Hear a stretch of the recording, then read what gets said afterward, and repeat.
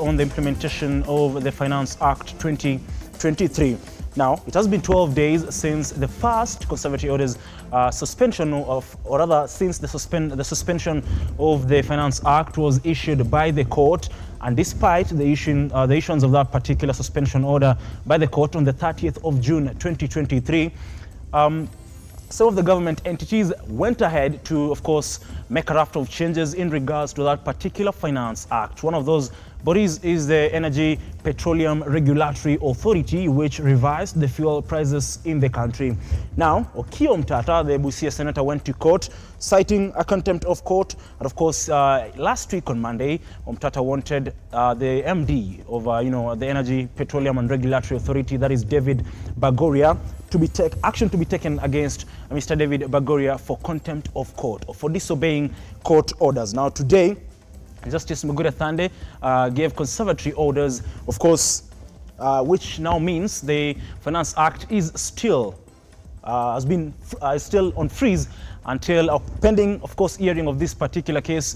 And Justice Mugure Thande said she has forwarded the file to the Chief Justice Martha Koome, of course, who will now form a 3-judge bench. The judge herself, Mugure Thande, or Justice Mugure Thande, recommended a 3-judge bench to hear this particular case. Now, it is up to the Chief Justice Martha Koome to determine the 3-judge bench that will hear this particular case, which now puts the government and President William Ruto's agenda in a limbo. Of course, Okiya Omtatah argued through court that the suspension of this particular act does not halt the revenue collection in this country. And he, in fact, today cited that it has been 12 days since this particular order was given and the government has been operational. The government on its side, through Githu Muigai, who is representing the Ministry of Treasury, said that if at all this suspension continues, then it will jeopardize the revenue collection process in the country. In a ruling today, Justice Mugure Thande said that is not true. And if at all that suspension order is lifted, because that is what the government, of course, wanted, if at all it is lifted, Justice Mugure Thande said citizens will end up suffering from, of course, the changes that will be made regarding this particular Finance Act. Now, that is just one of the stories that we have for you tonight. Remember as well, today, azimio leader Raila Odinga was in the Central Business District. He was not restrained by anybody. There were no law enforcers in sight. He did address his supporters in the Central Business District and, of course, urged them to boycott boarding vehicles to the CBD. This is in a bid to, of course, show solidarity against the high fuel levies imposed by the Kenya Kwanza administration. Now, all that in our bulletin tonight. Remember, you can watch this particular bulletin live across all our social media platforms at Lookuptv on Instagram, Twitter, Facebook, and YouTube. First of all, let's have a look at what's making headlines tonight.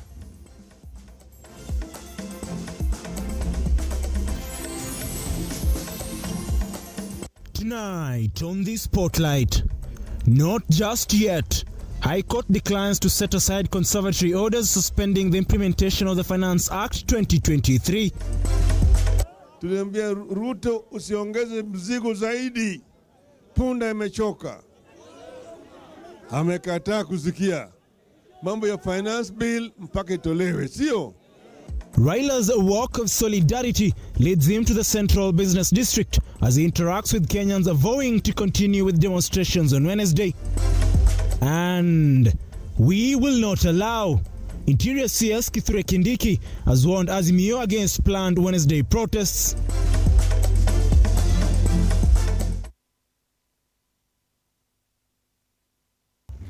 Welcome to the program. I am Ian Kitani.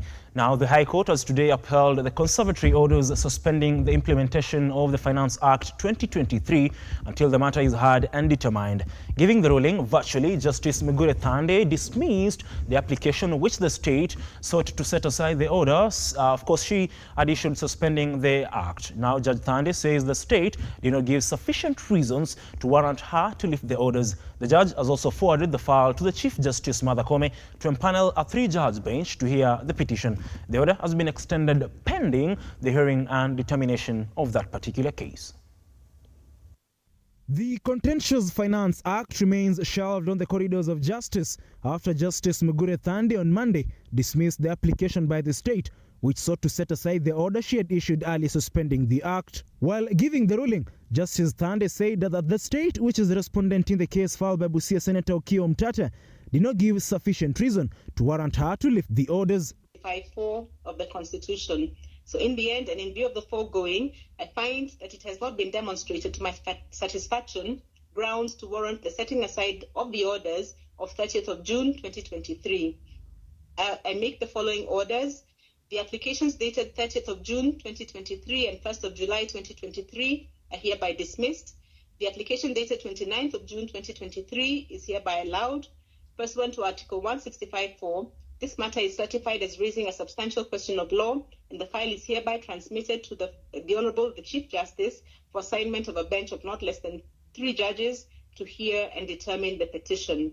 No order as to costs. The state had argued that the suspension will bring a budgetary crisis to the government, arguing that the government continues to lose 578 million daily in taxes since the orders were issued on June 30th. We ask you to exercise the constitutional power that you have and the discretion conferred on you by law to grant a temporary order of stay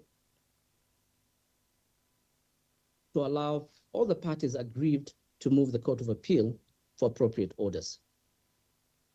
Malady, that will not invalidate the decision you have made today. It will only keep it suspended for the period that the parties will be able to move the Court of Appeal. And Malady, that will be a balancing act. Justice Thande ruled that the petitioners Okiya Omtata and Otiende Amolo had proven that they have a case, adding that if the orders were to be lifted, the public stands to suffer. While making the ruling, the judge also noted that if the orders are not reserved, then there is a danger in rendering the case an academic exercise.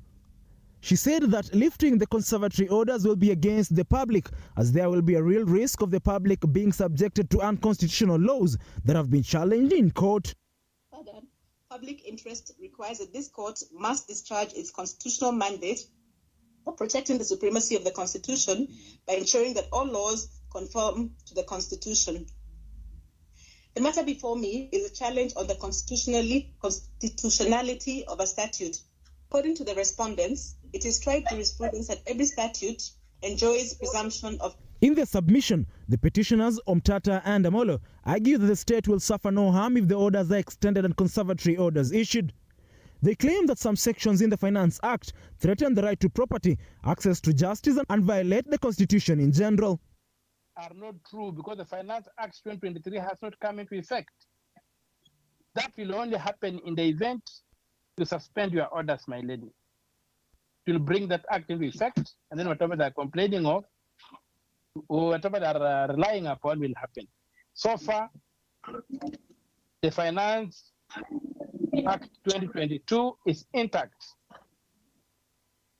And given that the Finance Act simply gives measures for raising revenue, the government will continue raising revenue using those measures that have been given in the Finance Act 2022. So no prejudice will be suffered by the government or by anybody in this country. The judge further directed the file to be forwarded to the Chief Justice Martha Koome to appoint a 3-judge bench who will hear and determine the matter. Moving forward and talking about matters, the suspension of the Finance Act, which revolves around as well the new fuel prices. Azimio Moja leader Raila Odinga now maintains that his signature collection drive aimed at ousting President William Ruto from office will continue regardless of the opposition it faces. Odinga, who made his way to the Central Business District without restriction from law enforcers, urged Kenyans to come out in large numbers and hand in their signatures, a move that he says will bring change to the country. Midday Monday, Raila Odinga made his way to the capital, Nairobi. His impromptu trip to the capital beginning by foot before boarding a PSV vehicle to the Central Business District, where he urged his supporters to emulate his move by boycotting boarding vehicles in a bid to counter the high fuel levies. With the signature collection drive being dismissed by Kenya Kwanza allied leaders, led by the DP Rigathi Gachagua, Odinga now insists the collection of signatures will continue despite the opposition it faces, in a move to deliver Kenyans from the yokes of the Kenya Kwanza administration led by President William Ruto. Sasa tutasanya masahihi milioni 15 ya kutoa imani kwa serikali bandia ya Ruto na Gachagua. Mko tayari kuweka sahihi ili sionekane ya kwamba Raila anaongea tu peke yake, lakini ana watu nyuma yake. Odinga also urged supporters to turn up in large numbers to hand in their signatures. Nataka kila mtu aweke sahihi yake. Wale mahaslas yote waliongea juu ya mambo ya mahaslas, mama mboga, jua kali, maseremala na kadhalika, sio? Sasa wote wamesahaulika. Kwa hivyo tuko pamoja, si mko pamoja? Vijana mko tayari? With the government and the opposition reading from different scripts on the delivery of projects, Odinga casted doubts on Ruto's administration. Tuliambia Ruto usiongeze mzigo zaidi, punda imechoka. Amekataa kusikia. Mambo ya finance bill mpaka itolewe, sio? Pili, tulimwambia mambo ya sava.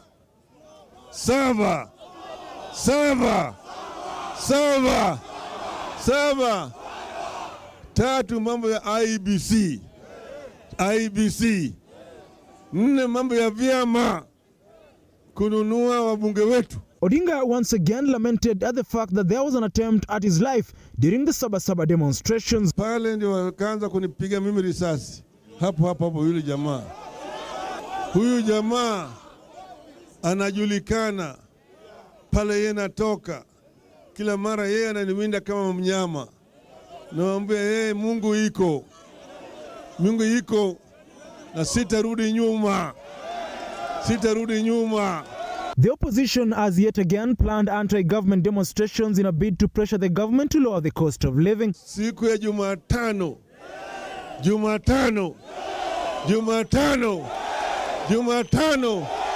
Mko tayari?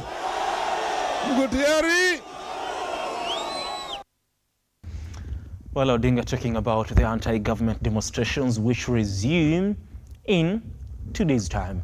Talking about the anti-government demonstrations, Interior Cabinet Secretary Kithure Kindiki has today issued a stern warning to Azimio protesters, saying they will be dealt with accordingly. This comes out of the Azimio planned protest this coming Wednesday.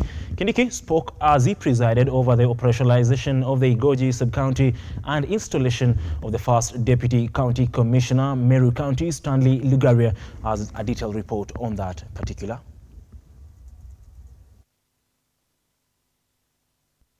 A day after he castigated the uniformed men over use of excessive force towards peaceful and unarmed picketers, Interior Cabinet Secretary Kithure Kindiki on Monday turned his guns on demonstrators who abused their right to picket by destroying property and causing mayhem. Siku ya Ijumaa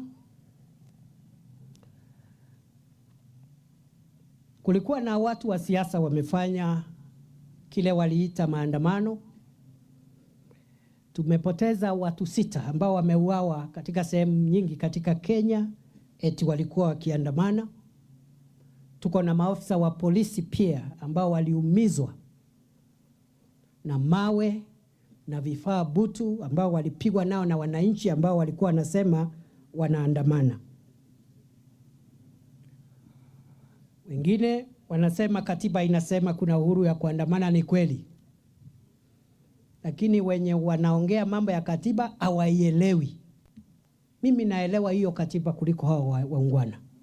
CS Kithure Kindiki has sent a warning towards protesters led by opposition leader Raila Odinga ahead of their planned Wednesday demonstrations. Iko right. Kama upendi kitu, mambo ya siasa, enda pale uandamane. Kama ni mambo ya bei ya bidhaa upendi, enda sema pale mambo ya bidhaa nini kwa mkutano, useme vile unataka na useme siku ile utachaguliwa vile utafanya, alafu uende nyumbani. Hiyo ndio maandamano ambayo imekubaliwa. Katiba inasema wale watu ambao wanaenda kufanya mambo yao wasibebe silaha, wasiumize watu, wasivuruge amani ya taifa. Kindiki says the government will not tolerate such behaviors, adding that anyone who destroys public and private property will be dealt with accordingly.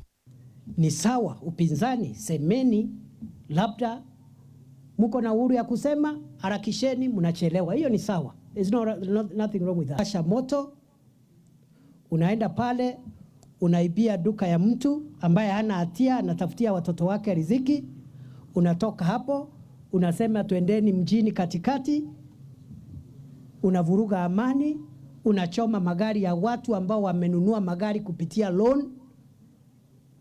Hatutakubali. Kindiki said the law does not allow destruction of property, cautioning their culprits must in the demonstrations. Kindiki spoke while presiding over the operationalization of Igoji sub-county and installation of first deputy county commissioner DCC in Imenti South Meru County. Na nimeona imekuwa mtindo kila wakati kukiwa na maandamano, tunapoteza maisha ya Wakenya. Saa ingine tunaumiza polisi, wengine wamekufa katika ile maandamano ya Februari, tulipoteza afisa wetu wa polisi.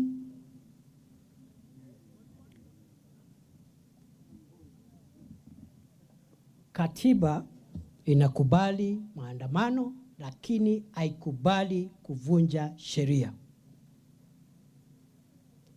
Wewe unataka bei ya unga ishuke na bei ingine ya kitu ingine hapo.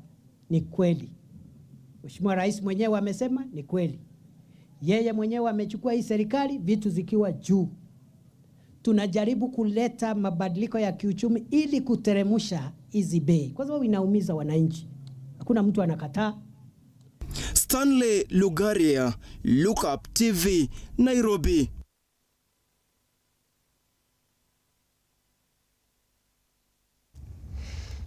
Well, that particular story by Stanley Lugaria brings us to the end of the first segment of this particular bulletin. But do let us know through our social media platforms, what do you make of the ruling by Justice Migure Thande? What do you make of the ruling by Justice Migure Thande? We'll be sampling some of your views in the course of this particular bulletin. But as for now, we take a short breather.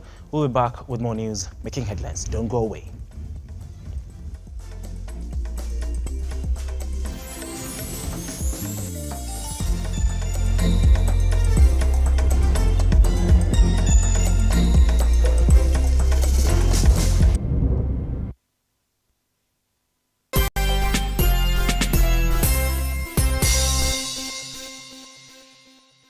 The county government of Nyeri, with approval of His Excellency the Governor, Mutahi Kahiga, has granted 100% waiver on all interest and penalty accrued on all outstanding land rates. Property owners in Nyeri County are advised to take advantage of the waiver period that starts from 30th June 2023 and ends on 28th July 2023 on condition that the principal rates are paid in full.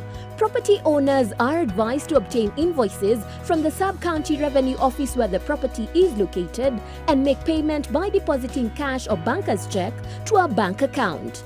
Take notice that once the waiver period lapses, the county government will institute all necessary measures to recover any unpaid rates and penalties, including repossessing the property.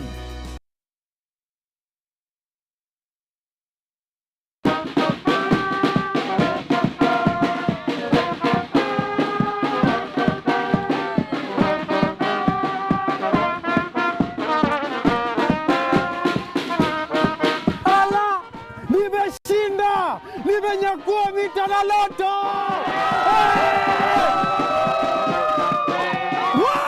Nimematch nambari 5. Nimeshinda 200k.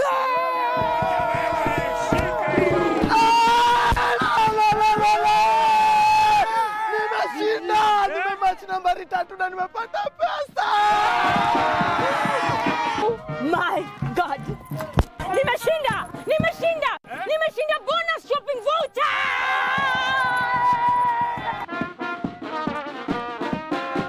Wewe unangoja nini? Changamka, cheza loto, sio ndoto. Oh yes, join the Lotto money train. It could be you. Changamka, cheza loto. Nyakua mita na Lotto every hour. Get into the Lotto money train and win big. Mara hii you win 20,000 times pesa zako. 50 bob inakushindia 1 million shillings every hour na up to 40 million shillings every day. Usiwachwe nyuma. Mamili ni moto moto na Lotto. Nenda kwa M-Pesa paybill number 777-000. Andika neno look kama account name. Cheza na kati ya shilingi 50 hadi shilingi 2,000 na ubambe do na Lotto. Over 18s only. Gaming can be addictive. Play responsibly. This message has been approved by the BCLB.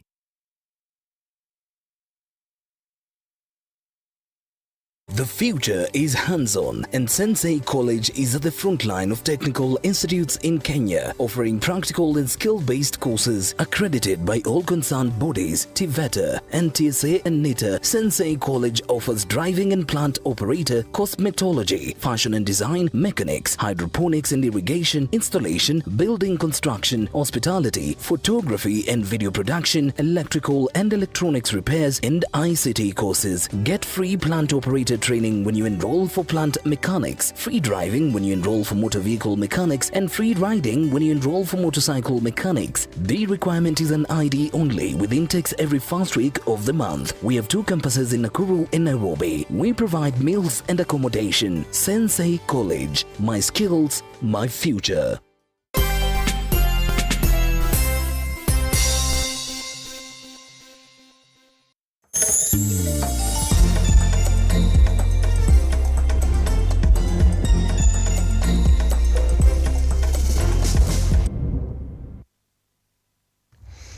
Thank you very much for staying with us. Now, the Political Parties Disputes Tribunal has upheld the appointment of Kanini Kega as the Jubilee Party's acting Secretary General. In a ruling on Monday, the tribunal also upheld the expulsion of Jeremiah Kioni and David Murathe from that particular party.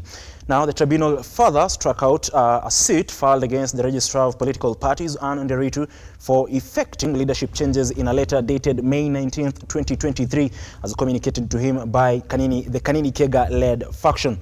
Of course, it says, far from the appellant's submissions, we do not see any non-compliance with either the registrar's statutory duty or our decision in Appeal number 1 of 2023. Indeed, the registrar, in our considered view, is neither in breach or in contempt of our edicts in the aforesaid decision. Of course, it's worth noting that on May 19th this year, the Kanini-led faction of the Jubilee Party expelled David Murathe and Jeremiah Kioni over gross misconduct and lack of respect for the Jubilee Party organs.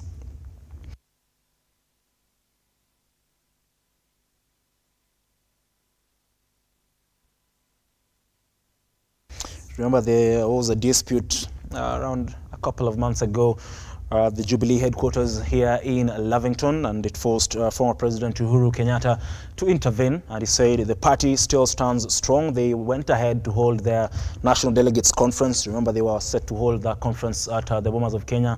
It was, they were denied that particular venue on grounds that it was under renovations. They did proceed to hold it regardless in another venue, and the Uhuru Kenyatta-led faction, that is still the Jeremiah Kioni-led faction, insisted that they still have the party at their grasp. And it now remains to be seen what next for the, you don't to say Jeremiah Kioni-led faction, but still again, the former President Uhuru Kenyatta's led faction. Moving forward, Land's Principal Secretary Nixon Korir now says the Shakahola land is owned by the Chakama Limited and does not belong to the government. Speaking before the Senate Ad hoc Committee investigating the Shakahola massacre, the Principal Secretary stated that the land bought by the government was used to settle squatters and it has no records of Paul Mackenzie owning any land in that particular area. According to the PS, the government gave the 100-acre land to Chakama Ranches Limited as a grant in 1985, with the government later on purchasing the land through the Settlement Trust Fund to help resettle about 50,000 squatters at the time. Of the Republic of Kenya allocated LR number 13472, commonly known as Chakama Ranch, to Chakama Ranching Company Limited. On December 5th, 1985, LR number 13472, measuring approximately 40,877 hectares, which is averagely 100,000 acres, was registered in favor of Chakama Ranching Company Limited as a grant, number CR 17458, for a term of 45 years, commencing December 17th, 1984. 1,090 parcels, each measuring 15 acres, were surveyed. The list of the beneficiaries was approved through a district settler selection committee meeting held on 18th May 2022. The chairperson of the committee, Danson Mugatana, additionally blamed the ministry and the government of not doing its due diligence to follow up on the company that bought the land. The question is, how does a government allocate land to people who you don't know their intention? And then later on, all this is happening. And then you say, no, it isn't our land, it is their land. The PS also insisted that his ministry and the government had no records of Paul Mackenzie being the owner of the said 800-acre land, while also stating that the land had no known disputes. Where Shakahola is, because Honorable Senator said they didn't see anyone there, where Shakahola is not part of the land that was purchased by the government for settlement. That is land that remained still with the Chakama Ranching. Aware of any lease to Mackenzie that is registered to us, and we are not aware of any dispute. We don't have any dispute in regards to the parcels of the lands in Shakahola. Allegations that Mackenzie has 800 acres.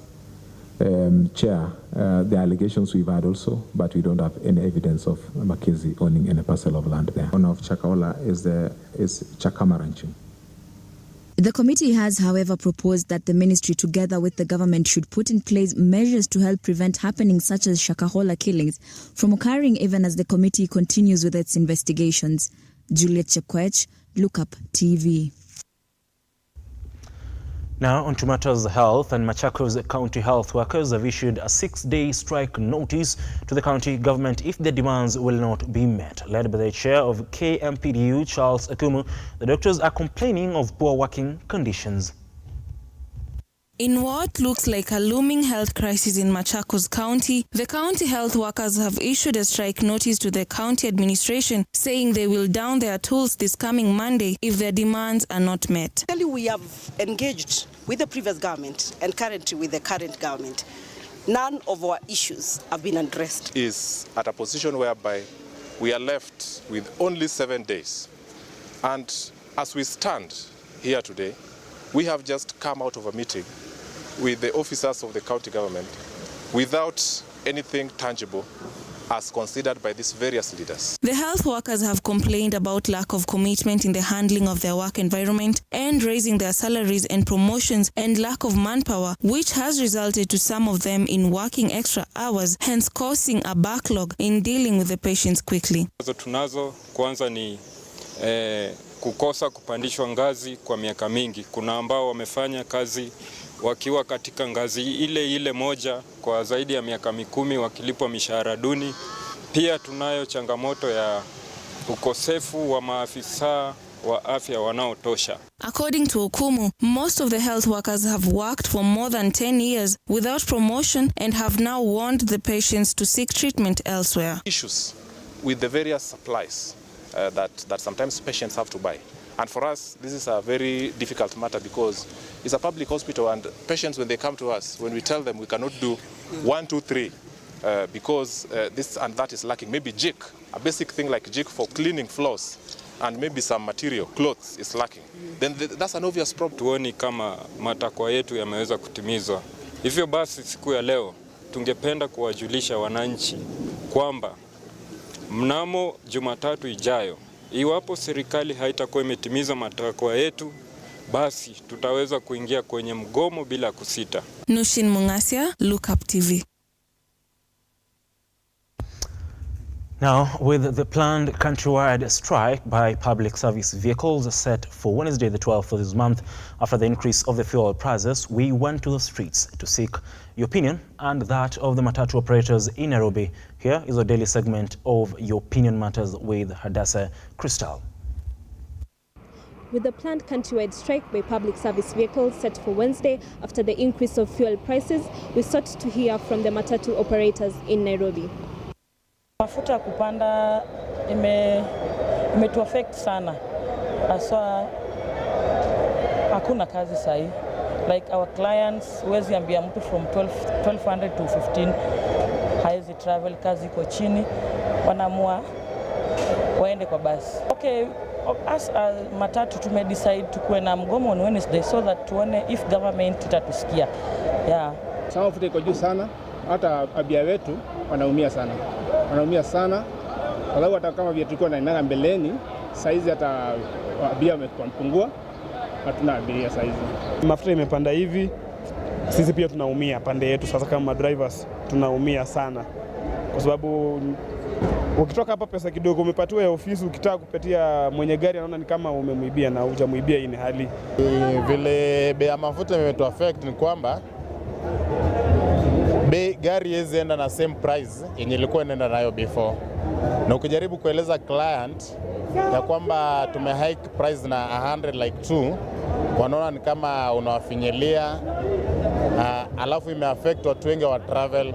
Mostly they travel on weekend kulingana na ile kitu yenye inawapeleka kufanya nyumbani, but ile regular business yenye watu walikuwa na travel nayo imego chini kabisa flat. Hii madereva kupelekwa shule ndio hawataki. After 3 years to go back to class. That's what we don't want. The government ile kitu iko tu nitoe tu, afadhali tu vile ilikuwa kitambo. Unalipa good conduct, ukitaka kama ni ku renew your licenses, unalipa hiyo 1050, unapata good conduct, then the channel condition. Instead of paying that 1050, going to class. Yeah. Those were just some of the views by matatu operators in Nairobi 2 days to the strike. Hadassah Crystal, Lookuptv. Now to regional matters, and parties of the Sudan conflict have been asked to declare an unconditional ceasefire. Speaking during a meeting that focused on the Sudan conflict at the IGAD Quartet heads of state and government in Addis Ababa, President William RUTO said Sudan armed forces and the rapid support forces must agree to establish a humanitarian zone, saying that the move will stop the loss of lives, ease access to public service, and of course facilitate a settlement of the conflict. On 12th of June 2023, the IGAD Assembly of Heads of State and Government, having considered the situation in Sudan, established a high-level IGAD mechanism of 4, the Quartet, to engage in an effort to resolve the situation in Sudan. I am delighted to convene this first meeting of the Quartet today. In this regard, I welcome the members as well as the representatives of the two parties in Sudan. I also note and wish to thank all the partners that have joined us at this meeting. Pursuant to our decision in Djibouti, our Ministers of Foreign Affairs convened on the 19th of June this year. There has been a number of engagements aimed at securing a cessation of hostilities and commencing dialogue at various levels.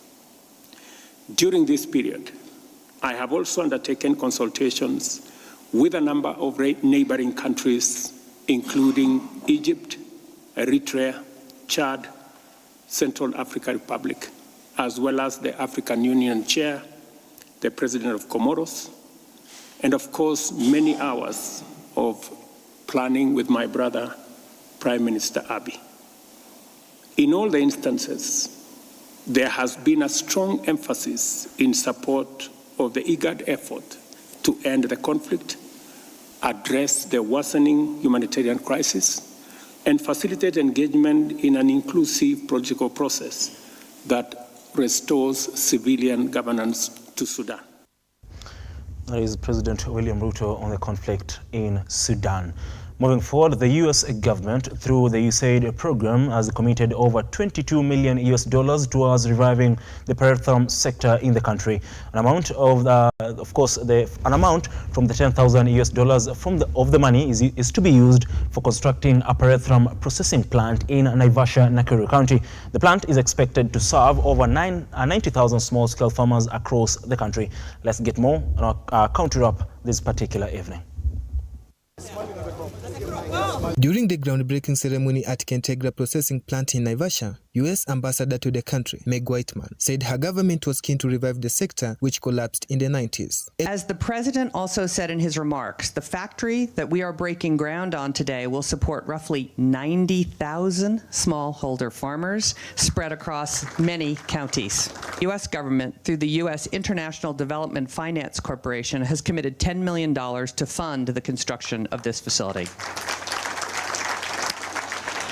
And our U.S. Trade and Development Agency provided Kentegra a $660,000 grant to fund the feasibility study to build the factory. So thanks to USTDA. In total, through our additional support to Kentegra from the U.S. Agency for International Development to expand Kentegra's farmer base, the U.S. government has invested almost $12 million in helping Kentegra relaunch Kenya's once dominant pyrethrum industry. Elsewhere, more than 20 conservation groups in Laikipia North have received over 67 million shillings in an effort to mitigate efforts of climate change. The money is to be used for initiating conservation and livelihood improvement projects in the region. The project, which was initiated by Impact Kenya, is meant for restoring resilience enhancement and support through transformational opportunities and resource. Hii project kukamilika, tungependa community wenyewe waweze kuistahimili effect of climate change.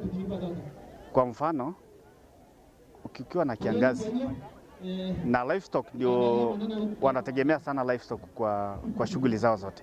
So tunataka kusema kama saizi livestock wameanza kuhama. Je, wale watu watabaki nyumbani wataadhiriwa na njaa na vitu kama hizo. So tunataka kusema katika ile effort community wao wenyewe wajishughulishe Finally, court cases have been hindrance in devolved government's work delivery in Kenya. This is according to the county governor Kenneth Lusaka. Speaking after swearing in of 3 chief officers, Lusaka said that the political position have had the counties had time to work for her residents, recommending the American government system. And find out whether you are the chances of success. Because you see, even when Moses was liberating the Israelites, walimsumbua sana. What would have taken 2 weeks took over 4 decades. Wakihangaika huku, but eventually Joshua aliwafikisha Canaan. So what we would have formed this government kitambo, but now we are here. This is about next month we are clocking a year. People still pulling us backwards. Achima Tumona, Lookuptv.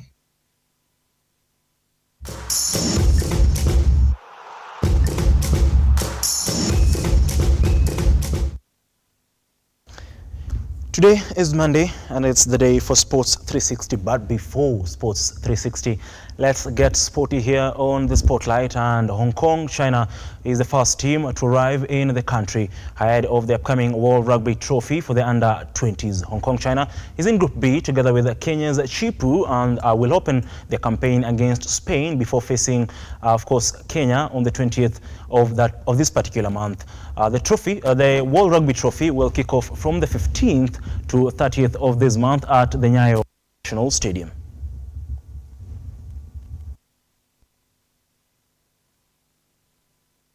Yeah, we're really excited to be here.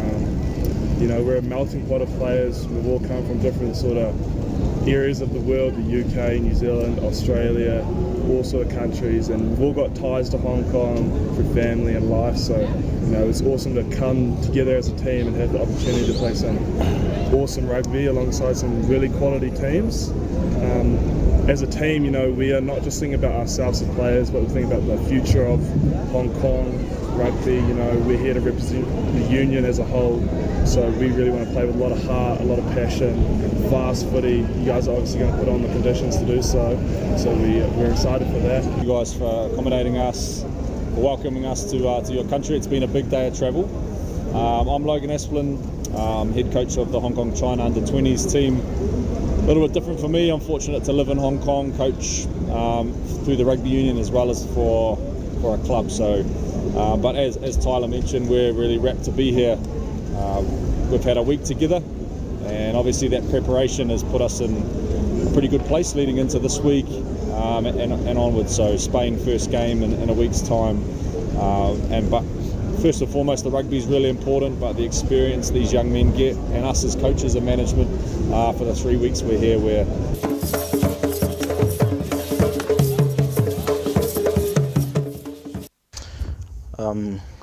almost certain I would have represented the country in the Chipu squad for that particular tournament, but sadly my age is just slightly above the particular age limit for that particular competition. Moving forward, Kilifi County has hosted this year's national motorsport competition. Kilifi Governor Gideon Mung'aro flagged off the launch of that particular competition, citing the importance of the event in the sports tourism industry. Governor Mung'aro was accompanied by other leaders who alluded to the importance of the county hosting the competition for 2 years in a row.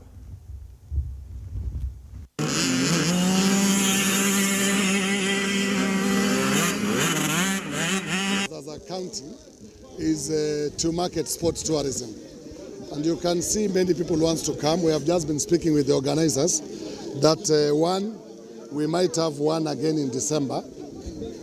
Then we said in 2 years early start the Africa one. Then they are planning also for Africa event, but this December we might have a big one which will have over 250.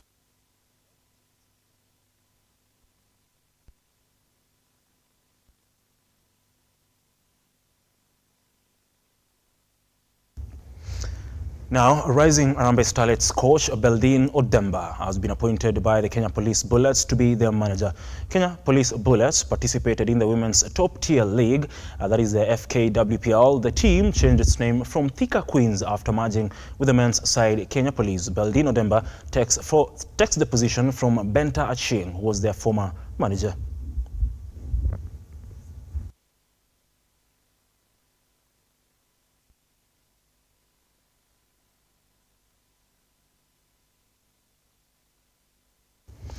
Now, Kenya's Safina Madani won the women's category of the Nairobi Squash Tournament. Madani registered a win of 3 points to 1 against Loos van der Pram of Netherlands. In the men's category, Amir Khalid of France defeated Kenya's James Dalidi in a score of 3 points to 1 to clinch the title.